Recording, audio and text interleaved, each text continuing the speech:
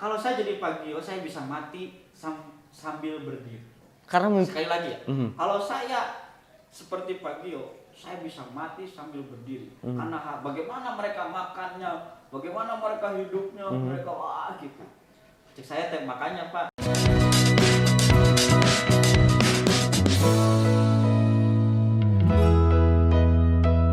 Makanya Pak harus Jabariyah. Jadi Jabariyah itu menyerahkan semuanya total kepada Allah. Dan sampai hari ini anak-anak tidak pernah kelaparan. Siap. Padahal namun saya dipikir-pikir mah saya get di mana? Nah, itu. Berbicara masalah akhirnya tadi berarti dalam hal ini pesantren itu bisa menghidupi sendiri. Ya. Ya, bisa menghidupi sendiri dong, Pak ya. Dari kenceleng salah satunya. Terus kemudian dari apa nih, Pak? Ini saya melihat di depan kita nih, pemirsa ada produk-produk yang memang ini saya ambil contoh. Ini adalah sabun pencuci miring. Ya, pencuci piring dari Sasan atau Sasan itu sabun santri. Ini produknya. Ini salah satu produk yang memang dibikin oleh anak-anak santri dari pesantrennya Mang Geo Al-Kasyaf. Ya. Kenapa bisa sampai tercetus ide untuk membuat produk-produk seperti ini untuk menghidupi pesantren? Jadi intinya kami ingin kurikulum itu ada puncaknya, gitu ya. Jadi kalau kurikulum pendidikan itu harus ada gregetnya, gitu ya. Kalau misalnya fisika kimia itu kudu jadi sabun, diajar di kelas wae, tapi kudu bisa jadi sabun. Jadi berikut praktek, tak hanya teori. Jadi kami tidak mau begitu, karena Indonesia tuh menurut saya kurikulumnya tegreget, gitu. Jadi kurikulum teori, wah. Itu the point aja. Indonesia itu kurikulumnya kurikulum teori gitu ya. Nah, kita begitu. Misalnya biologi langsung di lapang, langsung bikin hidroponik. Oke. Jadi di Al-Kasyaf juga ada. Ada hidroponik. Jadi misalnya kalau misalnya sampai kemarin ada ibu-ibu datang servis-servis. Jadi kalau misalnya kurikulum ekonomi, dagang, nasional, ditolak 20 kali minimal kayak balik. Nah. Gitu. Jadi tiap hari itu bukan sekali, bukan pengalaman sekali, tiap hari dagang. Tapi itu mendidik mental, mental. Karena Indonesia ini jangan sampai gini, ketika jadi sarjana, dia tidak bisa apa-apa. Sesudah beres bingung, di kita mah nggak ada. Anak Al-Kasyaf, insya Allah keluar dari Al-Kasyaf SMA bisa hidup dan bisa insya Allah berguna bagi yang lain. Nah, mereka bisa kimia, bisa bikin pot, mereka bisa bikin literasi. Ini mereka sebagian jadi tokoh nasional juga di sama media massa nasional, ibaratnya sebagai duta literasi. Duta literasi. Karena kita programnya salah satunya adalah sabu-sabu 1 bulan 1 buku. Itu untuk semua murid. Untuk semua murid, satu murid harus bikin 1 buku dan setiap tanggal 7 kita ujian. Ini ujian skripsi. Gitu. Kalau dulu mah ujian skripsi, kalau sekarang ujian buku. Jadi mereka semua harus bikin layout sendiri, desain sendiri, ngeprint sendiri, terus kemudian presentasi sendiri, pertanggungjawaban sendiri. Dan sekarang teman-teman ini waktu 2018, 2019, 2020 mereka menjadi tutor-tutor di universitas. Untuk penulisan buku. Penulisan buku. Yang sebetulnya mereka basically adalah, mohon maaf ya, gitu, hanya lulusan pesantren. Nah, tapi ini itu kebanyakan dari 4 kategori. Yang pertama anak yatim dan piatu. Datang teh sama tetanggana, si pernah dipanggil, iya karunya. Terus sebalik astagfirullahaladzim. Banyak yang seperti itu kan? Banyak Pak, tinggal di itu apa? Ujang tim mana? Barudak letik ini bilang, mama kemana tuh ayah? Baiklah, soalnya dia jang. Karena saya sudah tidak peduli yang namanya identitas. Selama dia manusia hidup, itu adalah makhluk Allah yang harus saya, yang harus saya pedulikan. Mungkin saya terlahir untuk itu. Gitu. Karena saya juga pernah marah kepada Allah. Masih saya teh kieu, hirup teh yatim, dihantam ku batur, terus kemudian di jalanan, kehujanan, kelaparan. Kenapa sih saya tuh begini? Sampai saya teh mohon maaf dalam tanda petik saya tuh marah ke Allah. Pernah suudon? Oh, nah sekieu itu. Terus sampaikan ke saya lulusan S1 lulusan filsafat sampai ke pabrik teh ditolak, sosial cenah bisa protes. Sehingga teh cenah kumaha ieu mah jadi tukang mimpin demo cenah tukang tapi ka Allah teh ya Allah asik kieu baru saya terjauh setelah 20 tahun. Oh, kemudian saya teh kita merasakan. Bagaimana penderitaan menjadi orang yang nothing tadi gitu kan. Jadi yang pertama kategorinya anak yatim, kedua anak Mr. Bean.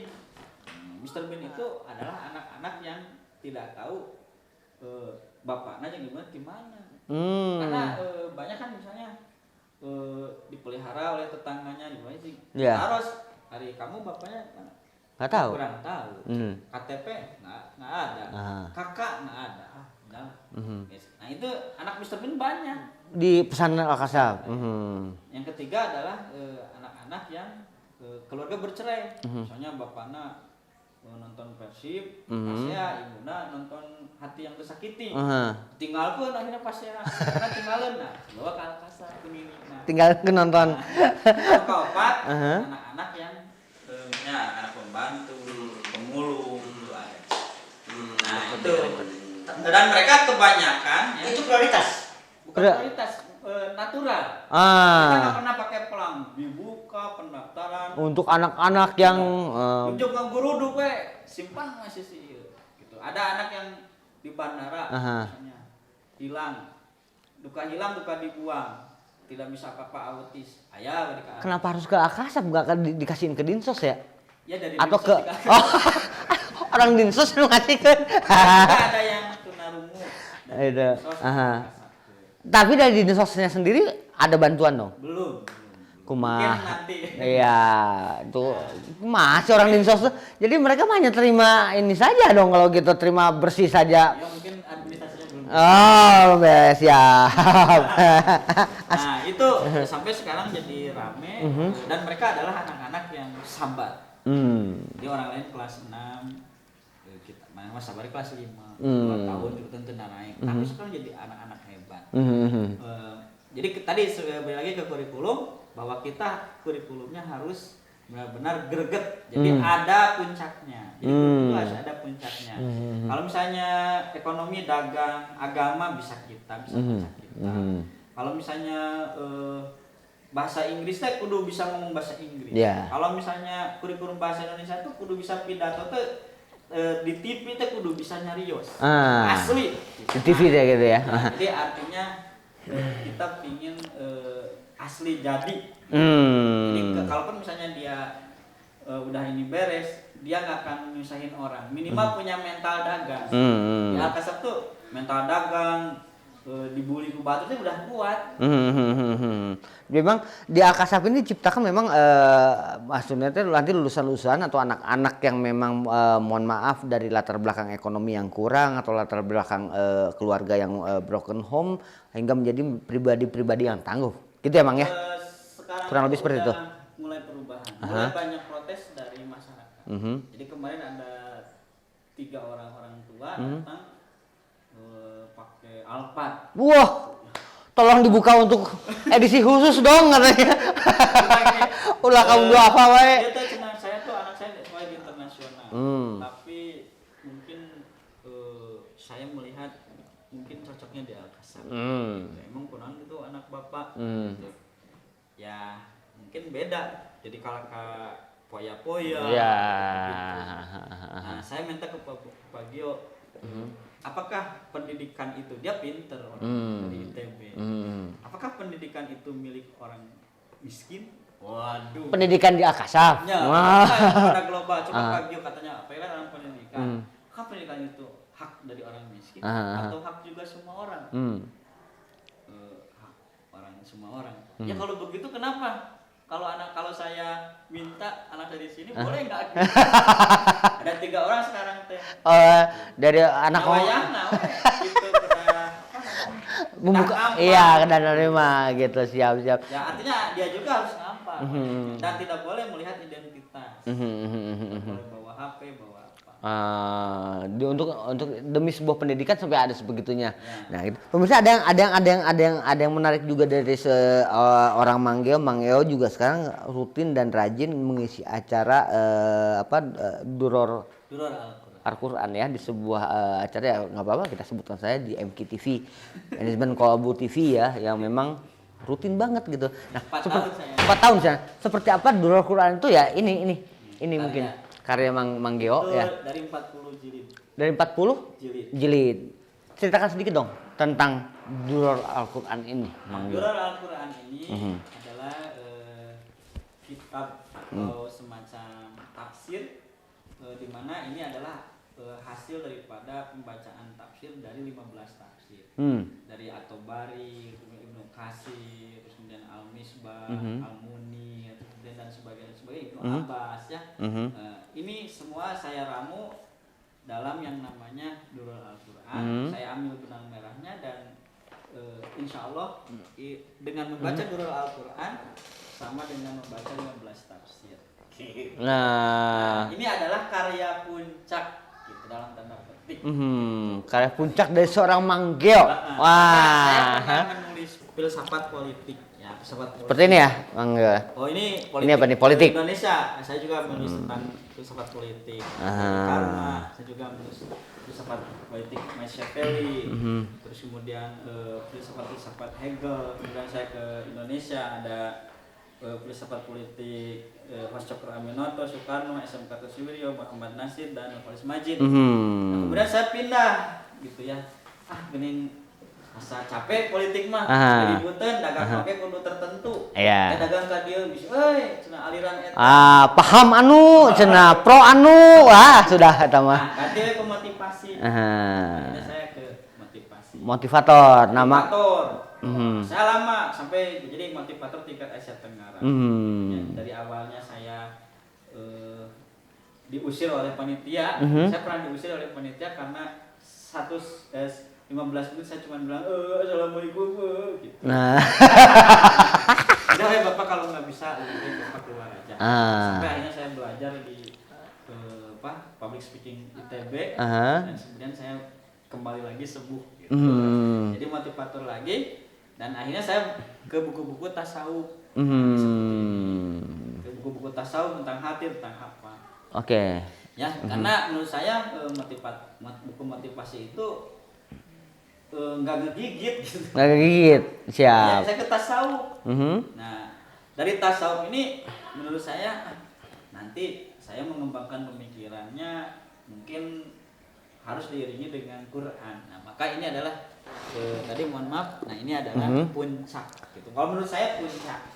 Jadi karangan itu mulai dari catatan bon hutang sana atau beli cengek 2 pakai tarik kertas naik lagi. Dari catatan harian hari ini saya ketemu dengan Mang Geo nu kasep ganteng resep dan ngalina. Nah, itu adalah diari.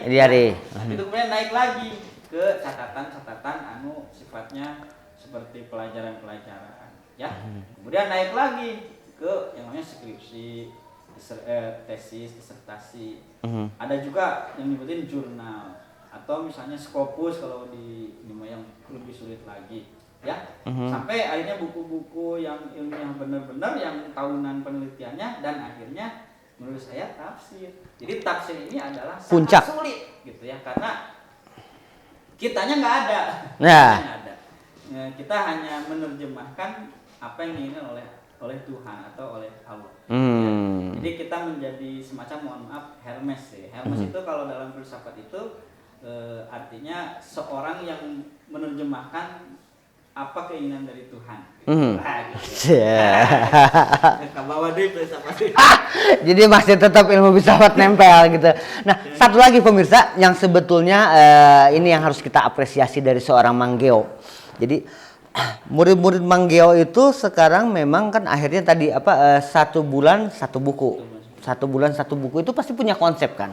Karena untuk menjadi seorang penulis itu tidak mudah dan tidak gampang ya. Sehingga akhirnya sebetulnya Mang Geo itu punya konsep. Jadi ada cerita yang masuk ke dalam ke pihak saya bahwa Mang Geo pun pernah sempat hampir menjadi seorang miliarder. Karena karya konsepnya ini sempat akan dibeli oleh negara luar tapi tidak Mang Geo berikan. Coba ceritakan apa tuh Mang Geo? Jadi sebenarnya saya itu ingin melihat, karena saya dulu pernah tidak bisa menulis juga. Terus kemudian saya membuat pesantren literasi, maka saya membuat ramuan-ramuan menulis. Konsep untuk jadi ramuan. Jadi menulis itu ada ramuannya. Karena setiap orang disebutkan, ayo tuh orang nulis buku, pasti orang mengkerut, susah. Jadi padahal belajar bahasa Indonesia di tingkat TK sampai ke universitas, tapi ketika disuruh bikin buku, mereka pada mundur. Nah, maka saya membuat yang namanya GSWM, Giovanni System Writing Method. Ya. Ini contohnya ini hanya pengantar, ada sekitar 20 jurnal atau 20 GSWM. Dan ini jadi gini misalnya, saya mulai dari kata pengantar, misalnya tentang biografi. Alhamdulillah titik-titik, nanti dia isi. Terima kasih, buku ini bercerita tentang, nanti dia nulis. Gitu. Jadi ada guide. Jadi sudah guide atau kerangka? Ya. Sudah dibikinkan kerangka di situ di modulnya. Kerangka mungkin bagus, tapi menurut saya guide. Guide aja, oke, siap. Permasalahan dari penulisan di Indonesia adalah what next. Geus ieu naon deui. Jadi saya membuat, jadi orang tuh nggak usah nanya deh, sampaikan saya kata pengantar, terima kasih kepada siapa, terus kemudian ini bisa tentang apa, manfaatnya apa, kelemahannya apa, nah terus kemudian ucapan akhirnya apa, gitu. Penulis siapa kan, nah, kemudian masuk ke biografi misalnya, lahir misalnya, lahirnya di mana, ceritakan, terus kemudian namanya siapa, ceritakan bagaimana nama Anda menurut kamus-kamus. Jadi sampaikan ke akhirnya, sampai cerita waktu dia SD, waktu dia SMP, SMA, sampai jadi sebuah biografi. Jadi akhirnya saya juga bisa ngelihat, oh si eta teh biografi kieu. Yang anu bingung adalah tadi Mr. Bean, saya kumaha cenah Bapak. Kasihan. Nah, jadi permasalahan literasi di Indonesia atau penulisan buku Indonesia sebenarnya bukan nggak bisa, tapi what next-nya nggak dibuat. Ini saya membuat what next. What next-nya, siap. Nah, itu saya ceritakan, negara mana yang tertarik? Ya, Malaysia pernah memberikan apresiasi. Tawaran, besok senang dibeli sama dia lamun bisa mendibikan ke kami modul ini, ya. Konsepnya. Tapi sama saya nggak dikasih, karena saya tidak mau bangsa kita tertinggal literasinya dari yang lain. Kan kita teh ke rumah dikaruniaeun lah, gitu. Bangsa yang mungkin barangkali orang lain. Kalau saya pernah ke Kuala Lumpur, lamun aya mobil nyeleneh itu disuruhnya, oh Indon, saya merasa tersinggung. Jadi lamun aya kekacauan pasti meh nanti nyalakan ke mangko eta orang Indonesia nu kacau gitu. Saya juga pernah ke Abu Dhabi, ke Qatar. Orang Indonesia tuh pang hade-hadena di dunia, pang nyantai-nyantaina. Kalau orang barat kan duduk kan gini, orang Indonesia mah ngarampas sarare gitu. Iya. Nah, ini hebatnya orang Indonesia kan gitu. Mang, kalau misalnya ini Mang, pertanyaan saya Mang, kalau semua murid atau semua warga masyarakat Indonesia atau terutama pelajar baca konsep GSWM atau Giovanni System Writing Method ini, yakin bisa nulis nggak Mang? Nah ini mah bukan saja ini atau anak yang tidak naik menjadi tutor di mahasiswa, ini bukan tingkat lagi SD, SMP, mahasiswa, guru-guru. Kan kita juga di Kota Madya Bandung begitu. Makanya Alkasab ini banyak penghargaan penulis buku yang satu anak sampai 20 sampai 25 buku. Itu salah satunya dari GSWM. Gitu. Jadi ini kalau Menteri Pendidikan nonton ini Mang, mudah-mudahan ini cepet dijadikan metode yang harus dipakai di Indonesia Mang, gitu. Jadi karena contoh sudah ada Mang, contohnya sudah ada, yaitu murid Mang Geo kan, pesantren. 4 tokoh nasional dalam bidang penulisan literasi anak muda. Nah, gitu. Itu luar biasa. Rata-rata mereka menulis 26 sampai 30 buku. Hanya menggunakan metode ini. Pikiran rakyat lah. Gitu. Siap. Dia menggunakan metode ini. Ini memang luar biasa nih. Ini bukan yang aslinya ya, nanti pengantar.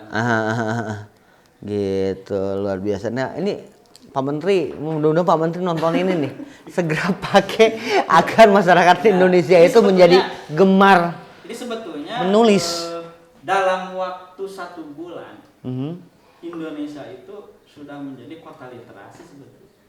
Dengan konsep ini. Sudah menjadi referensi literasi tingkat dunia aslinya. Kalau konsep ini dipakai. Kalau konsep ini dipakai, soalnya istilahnya lah punten bisanya budak anu punten dalam tanah ilmu asana mina nu rada boloho bisa gitulah gitu. Anu biasa-biasa lah yang nggak dikira bisa sampai 14 buku 15 buku. Kamu atuh kalau yang sekolahnya gedung-gedung tinggi.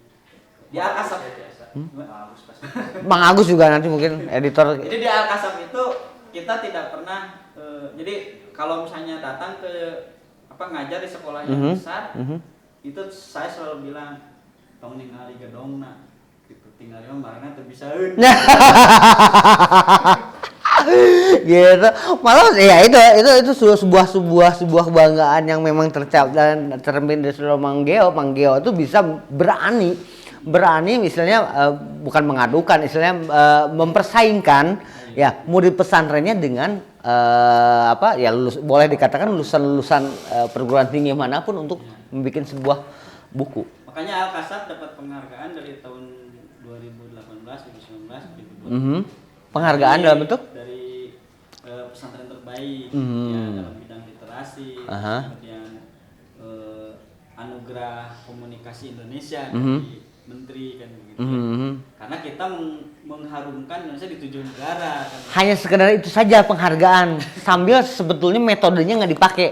Itulah pemerintah. Ya, pemerintah kita seperti itu, hanya bisanya memberikan penghargaan bukannya dicontoh. Ini kenapa sih bisa dapat penghargaan kemudian metode itu dipakai dan diterapkan secara massal? Tenanglah kalau gemes. Gitu. Siap. Oke lah, mungkin episode pertama pemirsa dari obrolan kita dengan Manggeo. Ke depan kita dengan Manggeo akan membedah habis tentang apa isi dan dalaman Alkasab itu sehingga itu bisa menjadikan sebuah contoh, sebuah motivasi bagi bagi semua orang lah, bagi penonton terutama ya, bagaimana itu memberkahi hidup istilahnya seperti itu mungkin dah Manggeo. Oke, saya terakhir Manggeo ini punya sebuah quote dong dari Manggeo. Manggeo kan seorang motivator nih. Quote untuk pemirsa dalam menjalani hidup atau quote mencapai kesuksesan atau quote apalah. Coba satu quote aja atau 2 quote. Ya kalau quote dari saya sangat sederhana. Jadikan setiap hembusan nafas kita sebagai penghambaan terhadap Allah Subhanahu wa taala. Dijadikan setiap detik hidup kita ini sebagai karya dan sangat bermanfaat bagi kita. Jangan sampai kita tuh hidup teh teu manfaat pisan. Teu diri ke urang teu manfaat, ke lingkungan teu manfaat, ke keluarga teu manfaat, ke bangsa teu manfaat. Jadikan diri kita bermanfaat. Ya, hidup hanya satu kali, mari kita beri arti. Jangan sampai kita kehartinan. Oke, siap. Nah, atau jangan sampai kita wujud di keadaan aya nah teh siga nu eueuh. Siap. Dan kemudian setelah dari perbincangan tadi saya dapat menarik sebuah kesimpulan bahwa kesuksesan dari seseorang itu memang tidak serta-merta atau mungkin janganlah orang itu menjadi kurang semangat akibat merasa tidak menyerah, gampang mudah menyerah. Tapi contohlah seperti Manggeo gitu loh. Dia dari seorang pedagang asongan namun kemudian dia mempunyai kemauan, kesempatan juga mungkin perlu ya Manggeo ya. Ya terutama dalam hal ini kemampuan gitu loh. Sehingga jadi akhirnya ada hukum alam, jadi hukum dari Allahnya itu lamun hayang boga peurah kudu peurih. Nah, itu. Gitu. Jadi jangan mudah menyerah. Ya kan? Tidak ada kesuksesan yang tidak perih. Tidak perih. Cuman masalahnya daek teu perih. Nah, gitu. Oke. Sekian dulu pemirsa ngobrol kita edisi dengan Manggeo bagian pertama. Nanti saksikan terus program-program khusus dengan Manggeo di acara Alkasab. Gitu. Assalamualaikum warahmatullahi wabarakatuh.